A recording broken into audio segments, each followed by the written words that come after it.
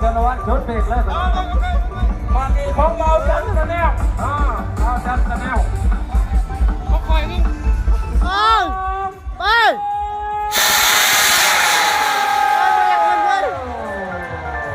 โอ้เขามาถึงหน้าพอดีเนาะสีดาเผ็ดสีดาเผ็ดตัวเล็กให้เป็นเอาดิเพราะว่าคนงานคือไก่ล่อยอยากไปเต้นร้านเป็นโมตีอยู่เลย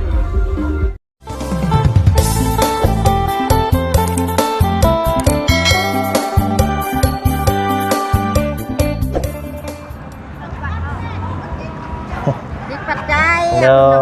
โดยเอ็ดโธ่เอาขึ้นให้เกินขึ้นบางพื้นบางไฟเด้อใส่อันมูน้ำเด้อใส่พันผู้เอาพันก็ได้เด้อมูแน่มูน้ำแน่มูบุญเอานิบเลย อ้าวแล้วอยู่ดีมีแห้งเจ้าพี่น้องไงเนาะไป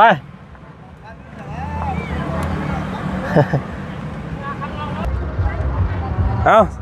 สบายดีน้องซ้อนแกปี้รถพี่น้องเลยเนาะตื่นเต้นบ่โอ้ผู้สั่งหัวหน้าสร้างเข้ากับมาเลยพี่น้องเลยสบายดีไอ้เด้อสบายดีโอ้ยพี่น้องเลยเนาะกำลังมาหากันมาฮอดกำลังเสียวบังไฟขึ้นไปห่วม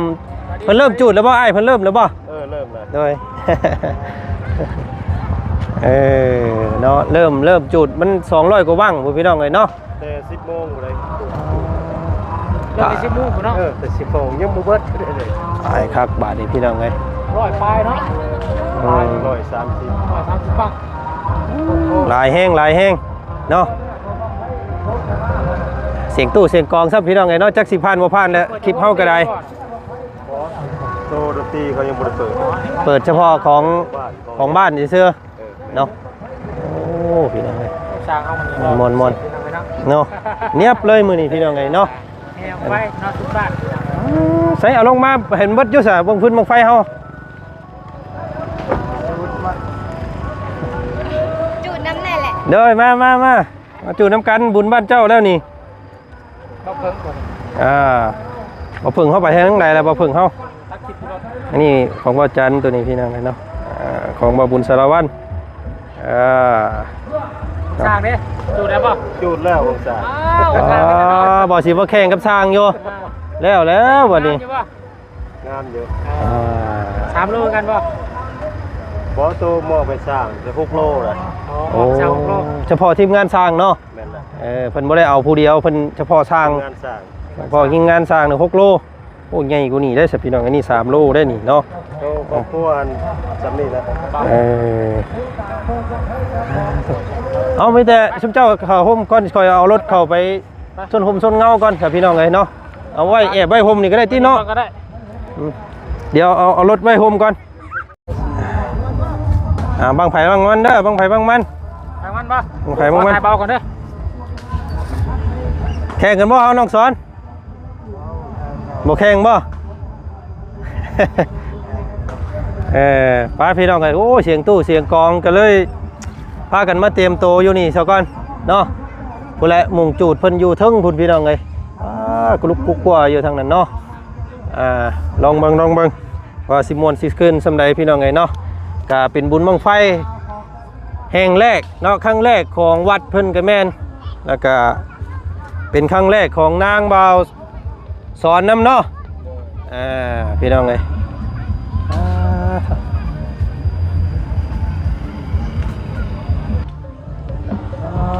โถพี่น้องเลยเนาะเอาเพิ่นบั้งไฟตื่นเต้นน้องสอนเนาะเคยไปจักเทื่อแล้วงานบุญบั้งไฟนี่เคยจักเทื่อ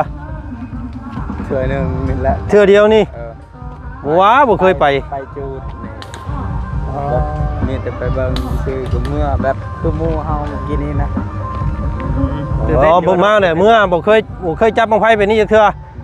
โอ้พี่น้องเอ้ยที่ว่าครั้งแรกเพิ่นได้นี่เนาะครั้งแรกได้ซะนี่มาโจรบั้งไฟก่อนจักบาทพี่น้องเอ้ยเนาะเอ้าก่อนอื่นสบายดีเนาะสบายดีพี่น้องเอ้ยเนาะพาน้องสอนเพิ่นมา จูดบังไพ่ครั้งแรกเนาะญาติเนี่ยของพี่น้องนะเด้อ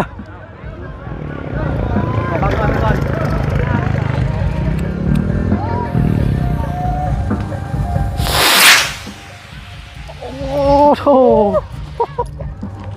ปัดลูกกุ๊กกัวเฮ้ยเอ้ายืมเพิ่นมาได้ยืมพี่น้อยไปยืมหันเก็บมาเอาไว้จูดตอนค่ำหุ้นนี่มันคักจูดตอนช่วงแรงๆนี่มันชั่วโดดพี่น้องไงเนาะเอาไว้เฮ็ดนั่นว่าเอาไว้เฮ็ดคลิปโจรบังไฟเนาะยังมีอีพีต่อไปอยู่พี่น้องไงไปซะเนาะเฮาเว้าลายใหญ่กันห้างบาดนี้พี่น้องเอ้ยมาคนละบ้างมาซ้อนเอ้าเจ้าไปเคยละเอาบุญสารวัตรตัวนี้เขาหน่อยนี่เคยละเอาไปมาเคยถือบ่ไปพี่น้องเอ้ยเอ็ด ขอเชื่อแน่ ฮะเบิดแล้วครับเบิดแล้ว มีคนมาทักซื้อหลายๆน้องข่อยต้องเขาเจ้าไปจอดรถอ่ะ ว่าลูกไอ้เนาะมาหอยอยู่ เขาว่าแขนสั้นน่ะ150,000แขนยาวน่ะ180,000ขายเฮา10,000ซะแล้วอ่ะ ว่าแล้วเอ้ยเดี๋ยวหน้าแล้วทำเด้อเดี๋ยวอันเสือมาอีกรถเนี่ยนะก่อนรถนี่เบิดแล้วไปติดตามเลยสิแจกรถไปกดติดพี่ชอบเลยสิแจกเข้ามาพี่รอบนะไปแล้วทางน่ะเอายาไปมันเป็นคนต้องของทางแล้วนะ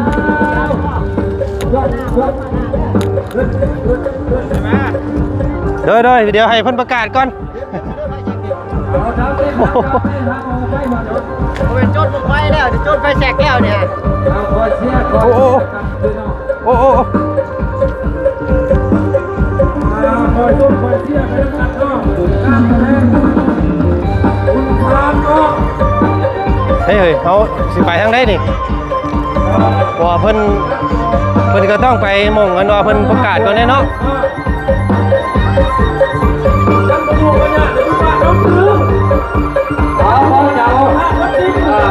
ใจรุ่นกำลังใจเขาว่าพระเจ้าโอ้โดยแจ้งลูกกรรมการเพราะว่าลูกมันจะแจ้งแทนเขาวันก่อนเลยทอดของอะไรตัวนี้แล้วมันเอาม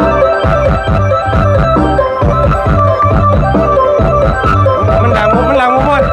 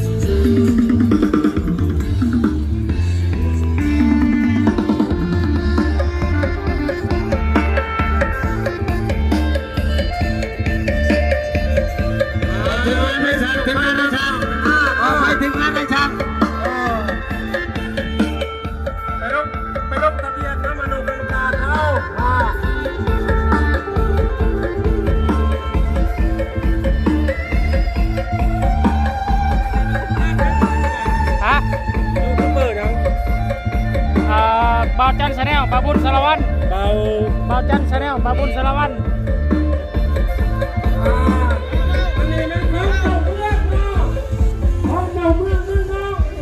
แล้วเรียกไปพูดว่าเด้อ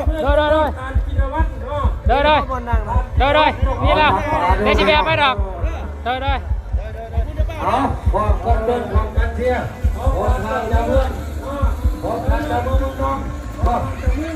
อันนี้เพิ่นยักใส่ป่ะไอ้ยังไงดิไว้แสนตัวนี่อันนี้พ่อมา15 ล้านนะไว้แสนน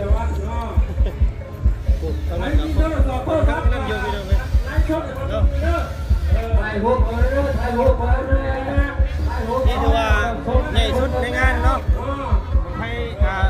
แสน15 ล้านเท่าอะไรต่อคนวะ4กิโลบ่ โมแมนไหน ประมาณ4เนาะ ต้มให้มื้อน่ะ24อันนี้โอ้โหสักกิโล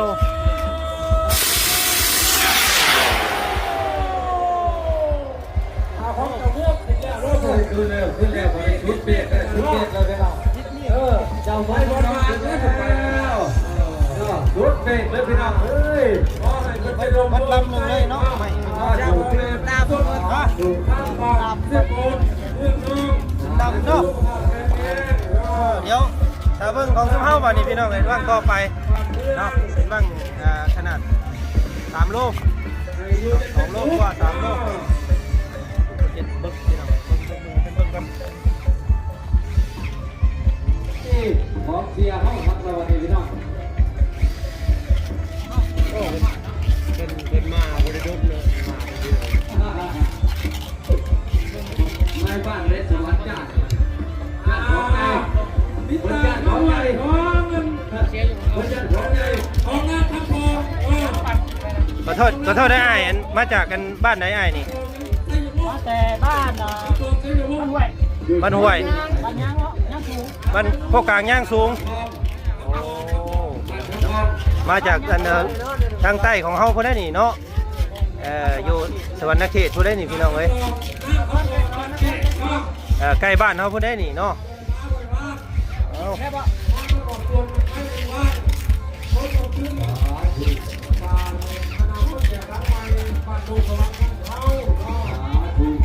บ่ได้เห็นเฮาบ่ได้บอกเพิ่นเนาะกินนี่เนาะทางนี่จะไปแจ้งแล้วโตเขาสิจุดเลยเด้ขึ้นไปบัดโตมากเนาะเป็นของอนุกรรมการ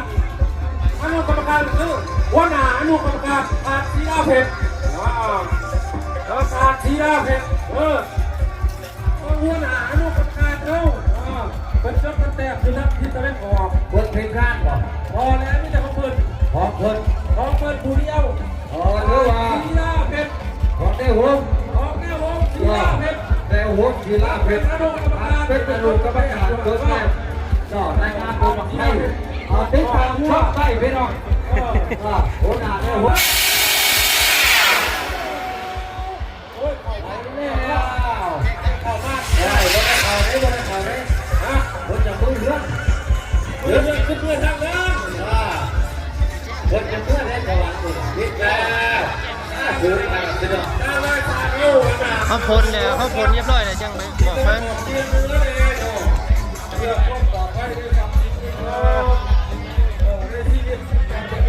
อันนี้บ้างของเบาจันเองตัวนี้พี่น้องไอ้เนาะบ้างของเบาจัน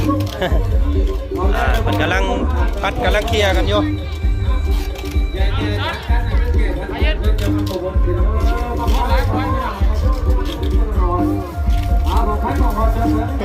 โอเคใจกับใจ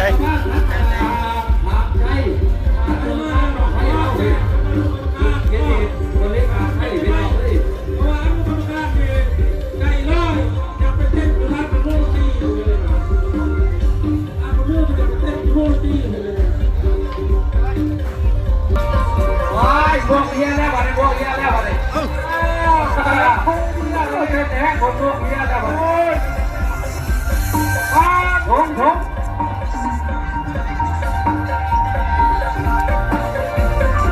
อันนี้ของบ่อเพิ่งเคยละใส่บ่อเพิ่งเคยละไปจับก่อนของเจ้าว่าเนี่ยเจ้าปุ๊บดีใจในไทยบ้านลูกตะวันน้องมีสีสัน มันกำลังจกแล้วจกแล้วกำลังใหญ่เข้ามาวันนี้โน่กำลังเอาขึ้นไปกับต้นเบาเถิงเบาเถิงลูกเคยหน่ะโน่ต้นเบาเถิงลูกเคยหน่ะ บ่เพิ่งเคยล่ะยูทูบเบอร์ ไอ้บอกให้เห็นบอกให้ช่างติดตามคนเนาะเบาหน่ะเบาเถิงลูกเคยหน่ะเนาะมันกำลังเอาขึ้นไปเบาเถิงลูกเคยหน่ะ ระวังตกเด้อที่มาดูทุกแต่กระเป๋าเนี่ยนี่ บ่าวบุญ กระเป๋าบุญสารวัตรติดตามมาได้แล้ว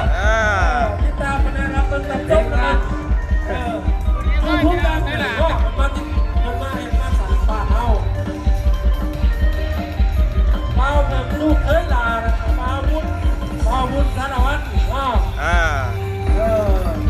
ฮักพี่น้องเอ้ย ทีมงานยูทูบของมันบริบาลงานไหนมันจะมาประกอบส่วนบริงานมันจะมาประกอบส่วน บ่มีงานก็มาประกอบส่วน นี่เราป้ายนี่เราดอกด้านซ้ายมันกำลังเลี้ยวป้ายนี่เป้าเพื่อนลูกเคยด่าเป้าคุณสารวัตรทีมงานยูทูบติดตามมาเลยเด้อบางเรื่องเอาบ้านเอา เผาเด้อ ใช้การบอกให้ลูกเคยด่าเป้ากำลังลูกเคยด่ากำลังเงียบอยู่พี่น้องกำลังเงียบมันหยุดเองอีกเนาะมันบอกเนาะหยุดเองแล้วมัน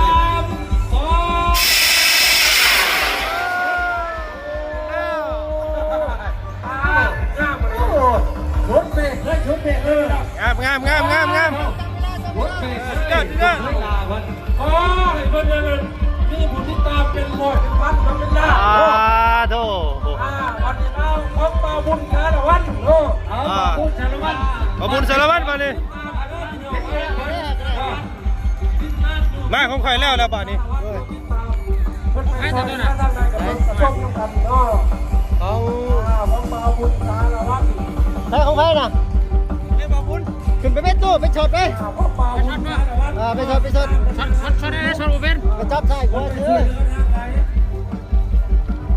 จำบวกลบชื่อนะ ต่อมาเราจันทร์เดียว เดี๋ยวตามพ่อเป็นเอง ตามพ่อมันมาสวนเมืองมันบ่ได้ฟ้าบ่ได้ว่าของบุญมันมาประกอบส่วน ช็อตซึ่งกันหรือเปล่า ห้ามถูกเอา จับอีกทางหนึ่งตู้จับใส่แล้วทางหนึ่งนั่น ห้ามถูกมัน เอา1 2 3ไปใช่น่ะ ไปเลยคุณธนวัฒน์ชดเบรกเลย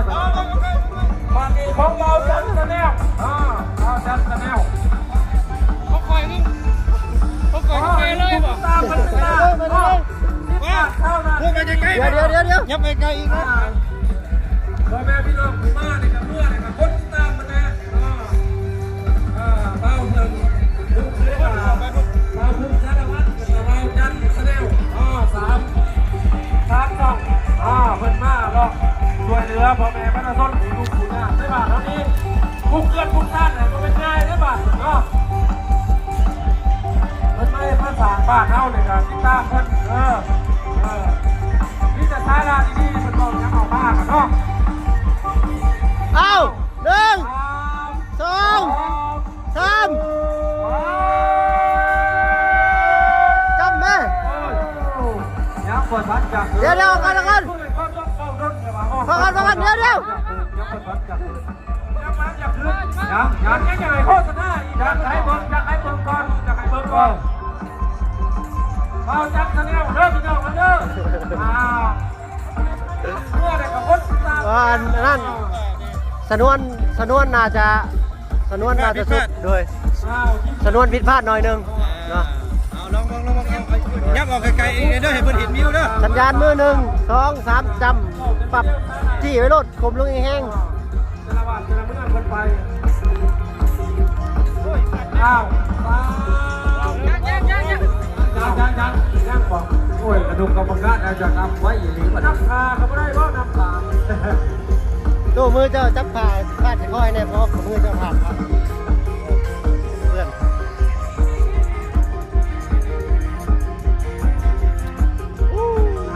อดขาเบิกกันก็พี่น้อง ไม่ได้ตื่นเต้นอยู่บ่ ทหารประหารเองเนาะ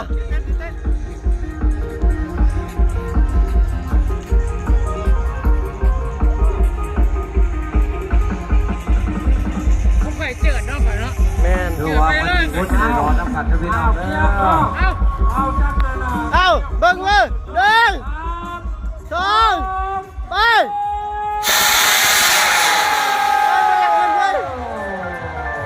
โอ้เขามาถึงหน้าหมดเลยเนาะโอ้ยชนจอดเลยชนจอดเลยฉันจะออกท้ายลาดเนาะ หายได้เนี่ยหายได้เนี่ย ออกท้ายลาดเนาะจอดเลยมาดิจอดเลยไม่อะไรเขาไปเขาไปดิ ลงไว้แท่น่ะ หัวตอนไหนไปดิอ้าว เนาะพี่น้องไงเนาะเปิดภาพมาบังฟืนบังไฟขึ้นเรียบร้อยแล้วพี่น้องไงเนาะกะพ่อกับน้องโอ้ยพี่น้องไงเนาะคือจำน้องเพิ่นได้อีกบ่หลายผู้หลายคนเนาะสบายดีทั้งละมันฮ้อนมาส้นห่มก่อนเนาะ มันฮอน บ้านน้องเพิ่นก็อยู่บ้านเอียงเกาะ ล่อง บ้านพะล่องนี่เนาะได้สิพันแล้วมื้อนี้เนาะได้เท่านี้บ่ ได้เช่นนึง ได้แสนหนึงแล้ว มาก็พอซื้อเผานั่น มากับไผมื้อนี้มากับไผ เข้ามาคนเดียว มาผู้เดียวบ่วินนี่บ่ได้มาหาบ่เดี๋ยวนี้ บ่ได้ไปหาเลย กินข้าวแล้วครับ ยัง ยังอยู่ เลย เอา จังไรบ้านจังกิน เนาะให้มันแดดอ่อนจังย่างเข้าไปพุ่นเด้อทานเข้าไปพุ่นโอ้ยเบิ่งพี่น้องเลยเนาะก็น้องซื้อหยังก็ ชื่ออาคัง อาคังน้องอาคังเงินก็เบิดแล้วก่อนอะไร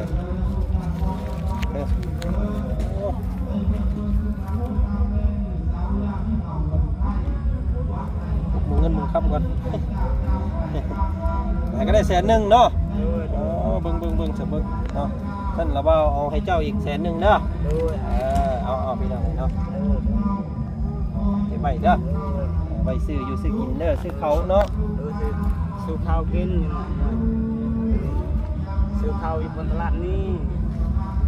ยังบ่เคยถามประวัติเพิ่นจักเทื่อได้พี่น้องไอ้น้องเพิ่นนี่เนาะเจ้าจักปีนะฮะ นั่นเลย13 ปีแล้ว วัน13เนาะ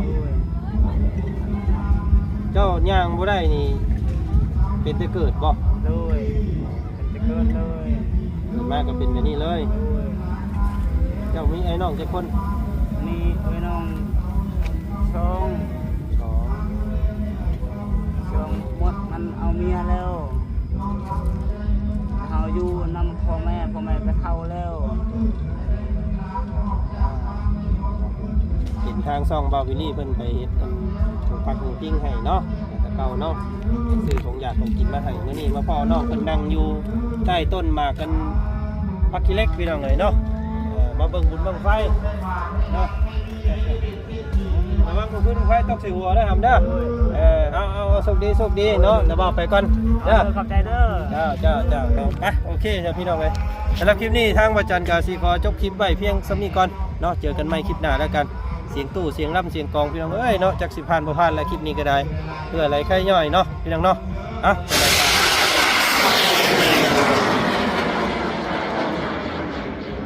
ไฟใหญ่ได้นี่เนาะ โมเมน ไฟโดน24 โลได้นี่ โมเมนบังถ้า4 โลมันบ่ทางไว้ปานนี้เด้ บัง6 โลเนาะ แม่นถ้าว่าถ้า4 โลนี่มันสิกั้นกว่านี้ สิคอยจวดก่อนเนาะ โดย โอ้เป็นจังไดเอ้าเป็นจังไดเนาะบางพื้นบางไฟของวัดจันทร์ก็ขึ้นของเบาเพิ่งเคยลาก็ขึ้นพี่น้องเอ้ยเนาะทาง ต้องสอนเด้ ต้องสอนเด้จูดน้ำหลังหมู่เจ้า ขึ้น คือกัน โอ้ขึ้นงามเด้เรากินข่อยได้ฮะ บ่ โดย ขอมาบุญร้อยไปของเพิ่นเนาะ ร้อยเข้าป่าหุ่นแล้วว่าบ่อันของเจ้านี้คืออันทางอันคือว่าอะไรบังไฟมันหลายเฮาก็สิอธิบายไปก็คือสิยาวคือเพิ่นนั้นมันสิมีชนวนอยู่จังซี่เนาะเป็นเส้นเล็กจังซี่แล้วก็มีสายไฟขึ้น2อันจังซี่แล้วก็จังซี่คือจุดนั้นน่ะเพิ่นต่อบ่ค่อยดีแล้วมันมัดบ่แตกเนาะ ทำไมเปลี่ยนใส่ โด เนาะ ยต้องเปลี่ยนชนวนอีกข้างหนึงเนาะก็เว้าเพื่อนถึงฮอดบังไฟนี่เบาเพิ่งก็ปัดตัวคนหนึงอยู่ได้ ยาวไปใช่ลูกละ เนาะเฮงเว้าไปเฮงลายพี่หน่อยเนาะ เนาะ โดยเนาะ ไปดีเนาะ สบายดีเจ้าเนาะ ไป